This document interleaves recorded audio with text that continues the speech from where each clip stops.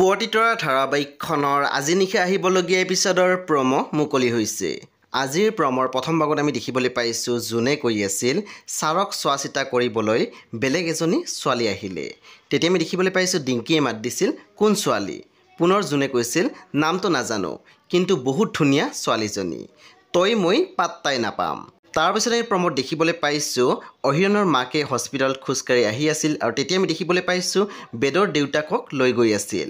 তেতিয়া অহিৰণৰ মাকে বেদৰ দেউতাকক দেখিছিলে আৰু লগতে আমি দেখিবলৈ পাইছোঁ বেদই চিঞৰি আছিল দেউতা দেউতা, আৰু তাৰে পিছতে আমি দেখিবলৈ পাইছোঁ অহিৰণৰ মাকে আচৰিত হৈ পৰিছিল। সেই বন্ধু বান্ধৱীসকল আজি নিশা 9 বজাত ৰং টিভিত আহিবলগীয়া পুৱতিতৰা ধাৰাবাহিকখন খুবেই বেছি ইণ্টাৰেষ্টিং হ'বলৈ গৈ আছে, সেই আপোনালোকে চাবলৈ একেবাৰে নাপাহৰিব।